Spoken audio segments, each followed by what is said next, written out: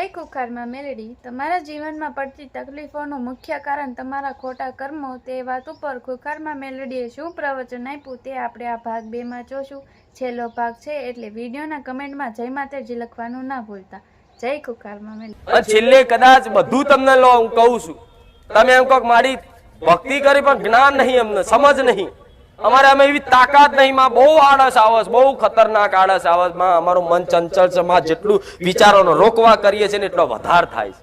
આજનો પ્રશ્ન જેટલું આનો ઓછું કરવાનો પ્રયત્ન કરીએ એટલું વધાર થાય છે. માં અમે શું કરીએ, અમે એમ તો ગોડા થઈ જઈશું, શું કરીએ, અમે જાણીએ છીએ કે આ ખરાબ વસ્તુ છે, આ ખોટું છે, છતાંય માં નહીં, અમે થાકી ગયા, નિરાશ થઈ ગયા. તો નિરાશ થવાની જરૂર નહીં. જો તમે એકદમ દુર્બલ થઈ જાઓ ને, એકદમ નિર્બલ થઈ જાઓ ને, તારે જ તમને દેવી શક્તિ કે ભગવાન આશીર્વાદ આલે, તારે તમારી હોમે પ્રગટ થાય.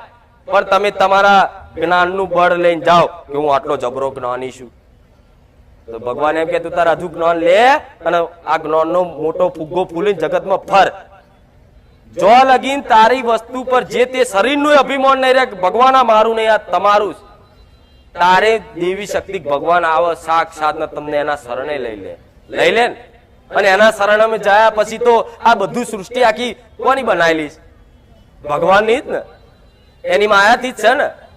આ બધું હટી જાય તો તમને કોઈ દુઃખની અહેસાસ થાય ખરો? તો તમારી માતાને આવી શરણાગતિ કરો. કશું જ ના આવડે ને, ભક્તિ ના થાય ને, તો એમ કે માં હું તારો છું, બસ તું મારી માં છું. લે તારા શરણમાં જેવો હોય એવું મેલો હોય કે ગમે તેવો ખરાબ હોય, પાપી હોય, દુષ્ટ હોય, લે તારા શરણમાં. જે માના શરણમાં પહોંચે ને એ ગમે તેવો મેલો હોય ને તો ચોખ્ખો કરવાની જવાબદારી માની છે, કે નહીં? પણ પહોંચો તો ખરા એના શરણમાં. એટલે મારી શરણ ચો હશે એના, તો અમે તો ફોટામાં જોઈએ શરણ તો આવે. એ મનથી તમારે નક્કી કરવાની કે મારી શરણાગતિ આલું છું, કે માં તું જે માં બાપ ગુરુ ભાઈબંધ મિત્ર જે ગણું એમાં સંસારના મારા કોઈ સંબંધ નહીં, માં એક તારો અને મારો સંબંધ. તમારી કુળદેવીને આટલું કહી તો જો ગોડા, જગતમાં કોઈ સંબંધ નહીં, કદાચ કોઈ હગો ભાઈની જરૂર પડવા દે, સોલંકી પીઢીનું ધર્મ મટી જાય.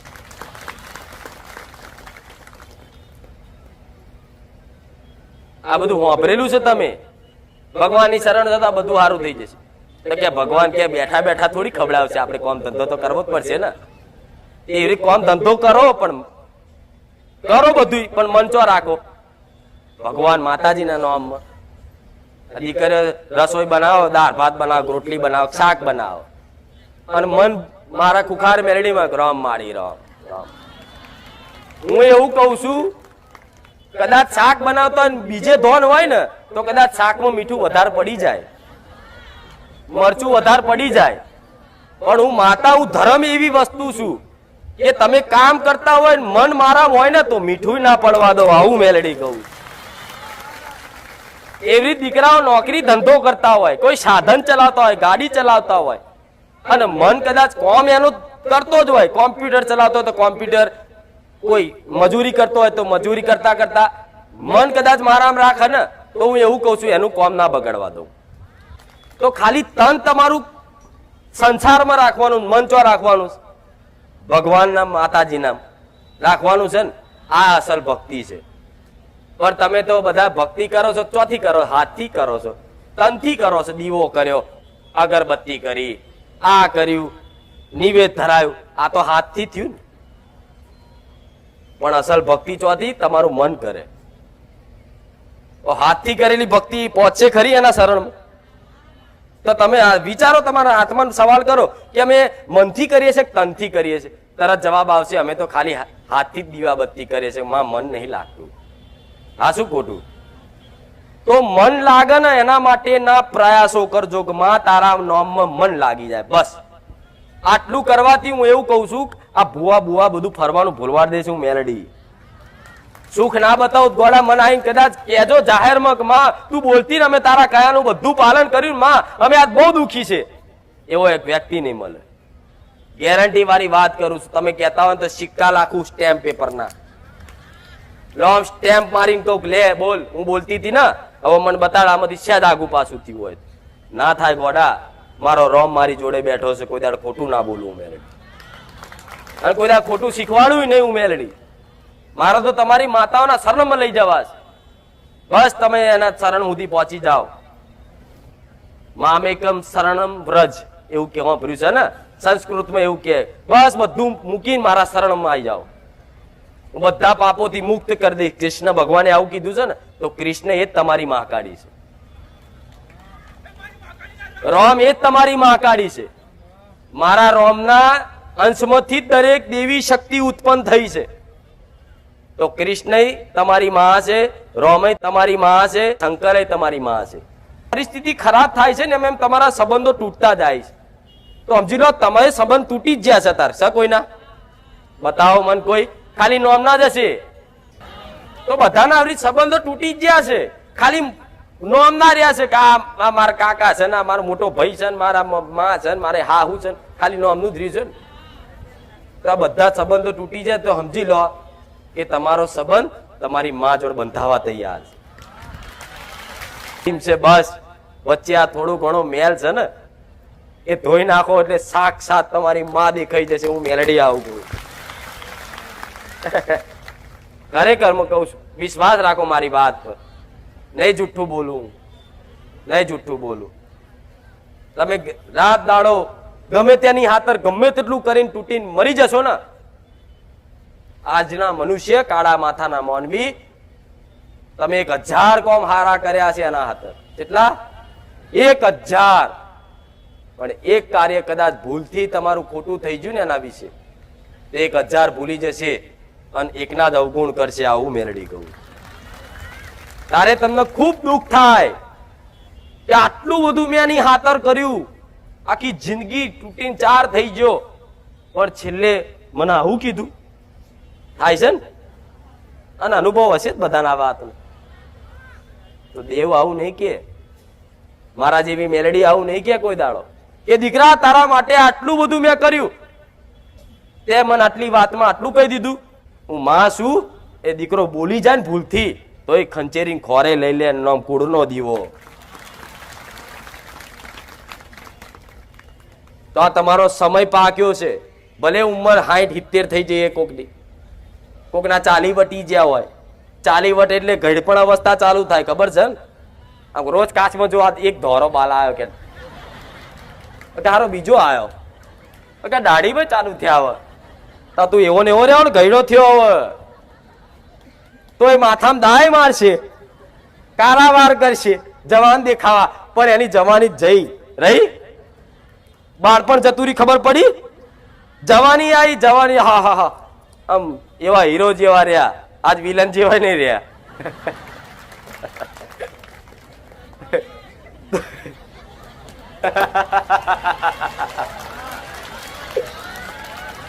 એટલે કહેવાની વાત એ છે કે તમે બધું ભક્તિ કરો છો, બધું કરો છો, માતાજીને પ્રાર્થના કરો, પૂનમો ભરો, રવિવાર ભરો, માથા પસાડો, શ્રીફળ વધેરો, અગરબત્તી હારા હારા ધૂપ ધુમાડા કરો, તો કોના માટે કરો છો? જે વસ્તુ નહીં રહેવાની એના માટે કરો છો.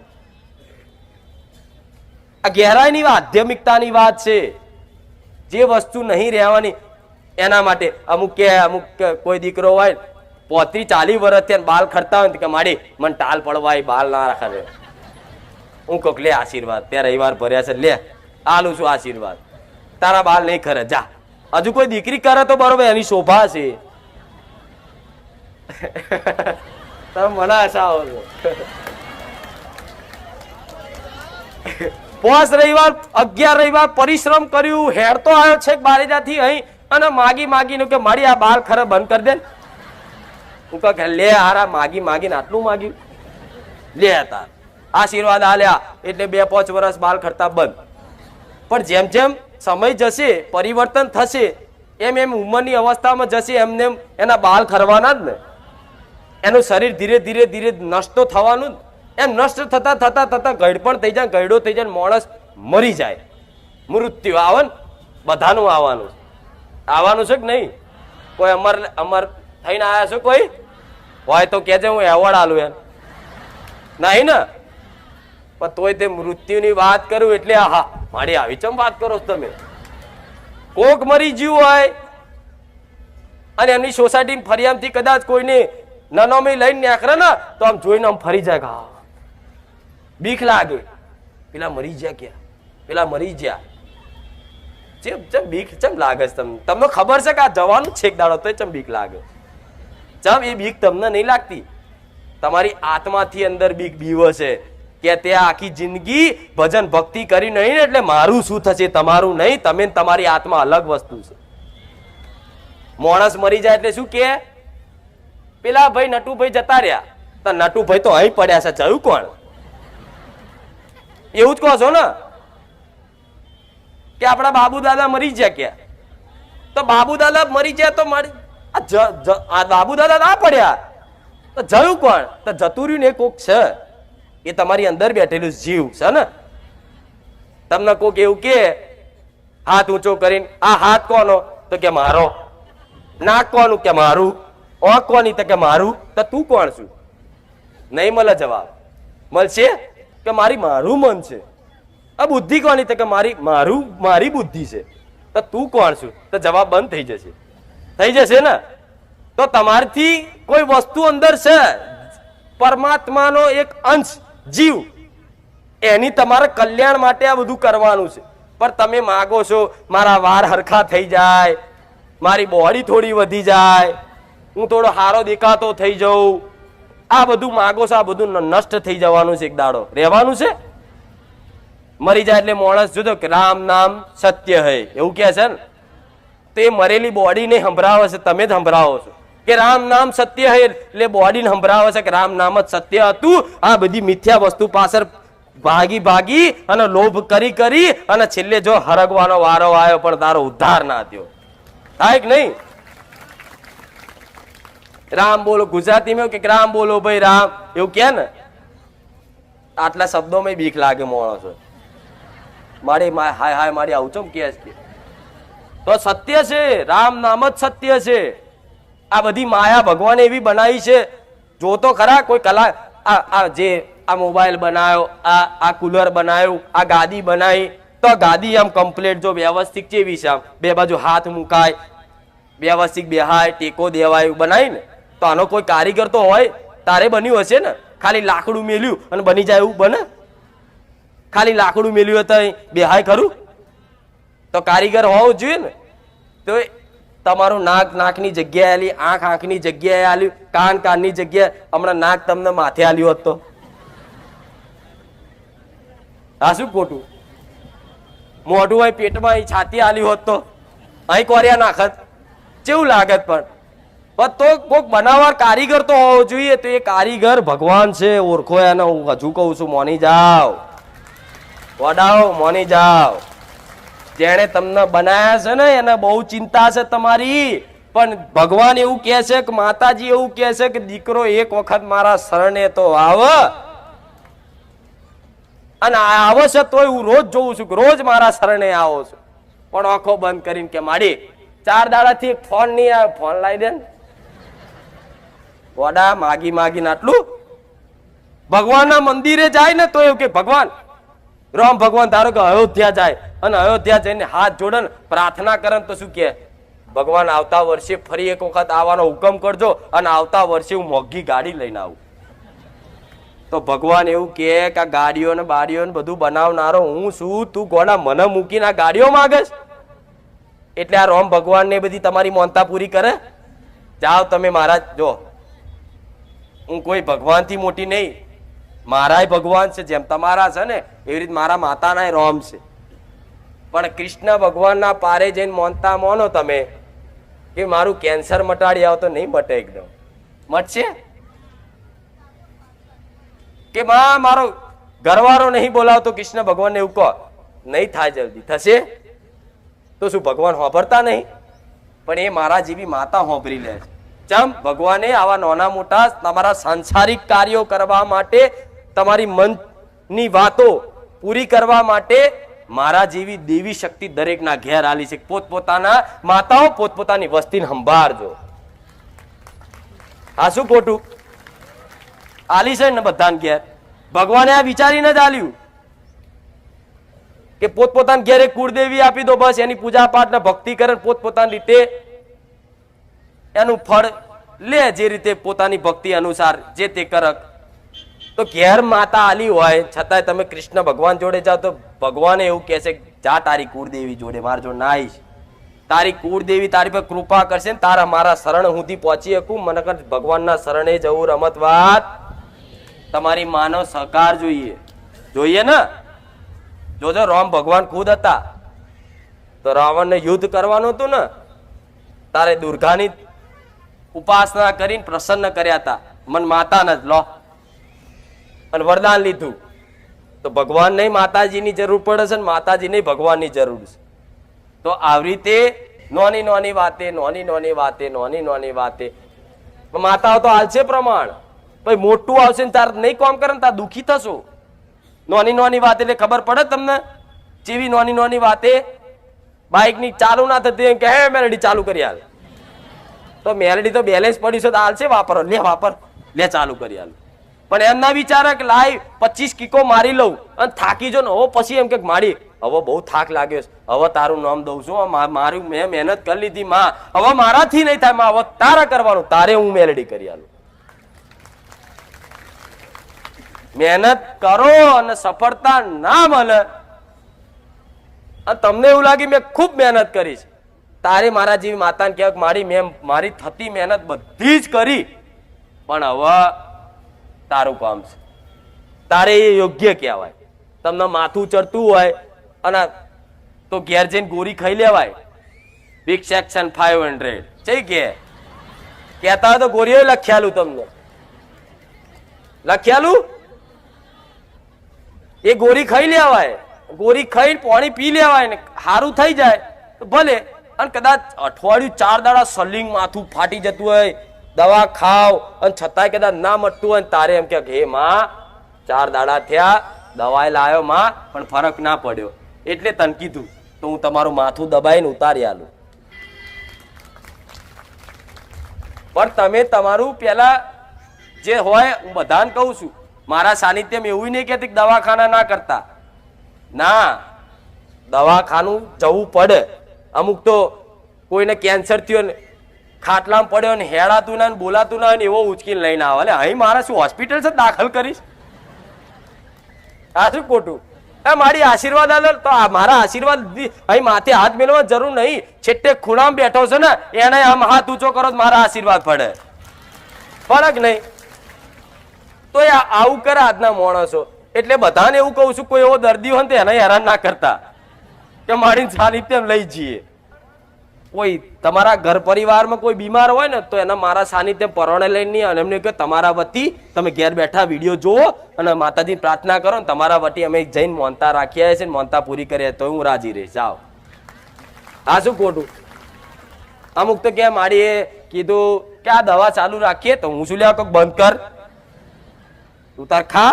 પણ તમને ઓટોમેટિક અંદરથી એવું થાય કે હવે મારી જે તકલીફ હતી મારી તારા સાનિધ્યમાં આવ્યા પછી માં ધીરે ધીરે મટી જાય. હવે મને લાગતું નહીં કે મારે દવા ખાવી પડશે અને ઓટોમેટિક કંઈક ની છૂટી જાય. જો કંઈક મારા ભાવિકોના ઘેર જો દવા આવાજ ઓછી થઈ જાય ને સાચું કહેજો, હું ખાલી હા હા ના કરતા અને થઈ હોય તો જ હું કહું ગોડી નહીં. તો આવી નાની વાતે તે તમાર દેવી શક્તિને એનો શક્તિનો ઉપયોગ ના કરાય. જો તમે ભક્તિ કરો છો શક્તિ આલું મારું ફરજ છે, તમે ભક્તિ કરો છો આશીર્વાદ આલું મારી ધર્મ છે, પણ એ આશીર્વાદ તમે વેડફી નાખો તો ચારે બચશે તમારો કહો આવનારા જીવન માટે બચશે ખરું? પણ હું એવું કહું છું બેંકમાં પૈસા મેલ્યા હોય 50,000 તો 50,000 ફિક્સ કરી મેળ દો, એના વ્યાજમાં તમારું ઘર હેડ. એ રીત ભક્તિ કરો પુનદાન કરો કશું માગશો નહીં, જો એના વ્યાજમાં તમારું પૂરું ના કરે મેરડે મટી જવું. આજે સમજાય એના માટે છે હો, નકર લોભિયાઓ તો આવશો જ નહીં. કરોડપતિ થવું હોય મારા સાનિધ્ય દરવાજા બંધ છે. મારા સાનિધ્યમાં આવીને આશા હોય કરોડપતિ થઈ જાઉં તો 2 હાથ જોડું છું, તમે બીજે જઈ શકો છો. મારા જેવી ચોખ્ખું કહેનારી માતા નહીં મળશે. બધાને તો એવો ડર હોય ખારું બધા ઓછા થઈ જશે તો, પણ મને ખબર છે ગોડા તમે મને મૂકીને ચોય નહીં જવાના. હું નહીં આલું દુઃખ નાખીશ ને તો કે હજુ એક વાર ચાલશે જ નહીં મારા વગર, ચાલશે જ નહીં. તો બસ મારે આટલું જ કહેવું. જે કીધું એ સમજણ પડી વાત ને? કે ના પડી હોય તો કહો માતાજી તમારી ભાષા અમને સમજણ પડી તો કહો, બીજી હિન્દીમાં વાત કરું, કહેતા હોય ઇંગ્લિશમાં બોલું. પણ ના, હિન્દી કે ઇંગ્લિશમાં જરૂર. હું તો પ્યોર દેશી માતા છું. એમાં ગુજરાતની બારેજા ગોમની માતા છું. એટલે મારા શબ્દો બહુ વીઆઈપી ની હોય. તારું વિચારીને ભાષા બોલવી પડે. હા, શું ખોટું? તો અને ખાસ આ બધા તમે બધા બેહો ને તો અમુક હોશિયાર ભણેલા હોય ને એટલે તમને અભણ ગણે, ડફોર ગણે. આ ગોડા અભણ વ્યક્તિઓ બધા ભેગા થાય શક્યા. ધૂણવા વાળા અભણ છે ને બેહવા વાળા અભણ શક્યા. આ બધા ડફોર માણસો ભેગા થાય છે. તો જો ગોડા આવા અભણ માણસો ના હોત ને તો આજ ગુજરાતની માતૃભાષા ના બચી હોત. એ વીઆઈપીઓ વિદેશોનું બધી સંસ્કૃતિ જોઈ અને ઘેરે તે પોતાના ઘેરે તે હાય ને હેલો કરતા થઈ ગયા. જોવો છો ને, ગુજરાત ના હોય ઇંગ્લિશમાં બોલે. એટલે ગોડા માતૃભાષા જ તમારી ઓળખ. આ સાડી, હજુ સાડી જો દીકરીઓ સાડી પહેરે ને કઈક જો વડીલો જબ્બો પહેરે, ટોપી પહેરે, માથે સાફી બોધાવું. જો આ છે ને, આ સંસ્કૃતિ ટકી રહી છે ને તમારા જેવા ભક્તોને કારણે.